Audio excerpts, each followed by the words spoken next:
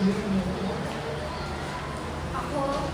sa Hermanabad, isang hamak na lingkod ng simbahan at matagal na akong inimbiyan sa konvento nito. Sanay akong sumunod, sanay akong manahimik, sanay akong maniwala na ang mga nasa itaas ang may mas alam kung ano ang tama. Ngunit ngayong gabi, tila ang aking pananampalataya sinusubok. Ang batang singuling, mabait, mahingin, at may takot sa Diyos. Ngunit bakit pa napakatigas ng kanyang pasya? Hindi ba niya nakikita ang panganib na bumabalot ng Basilio? Sa bawat sandaling siya nag-aalubiri, mas lalo lamang nalalagay sa panganib ang binata sa loob ng piitan. Huli, hindi sapat ang umiyak, hindi sapat ang magdasal lang. Sa mundong ito, ang hustisya ay hindi basta-basta binibigay sa atin.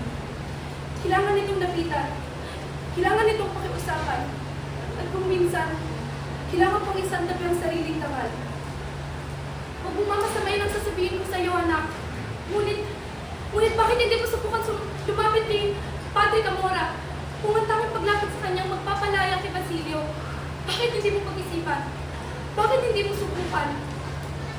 Nakita ko ang takot sa kanyang mga mata. Nakita ko ang pagkapit niya sa kanyang natitirang dangal na parang ito ang kanyang sandigan. At ako, tila ako'y nahahati. Panginoon, bakit tila kahirapan ng aming, bakit tila kasalanan ng kaming kahirapan?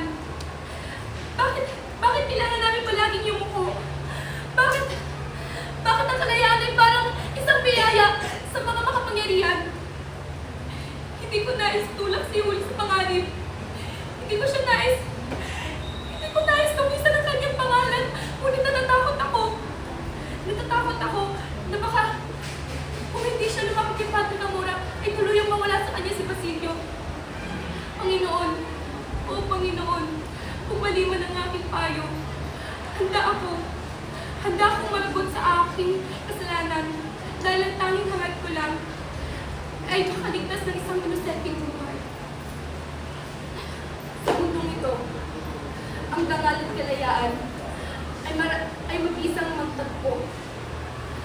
At ako, ang mga tulad namin, kami ang naiipit sa pagitan ng realidad at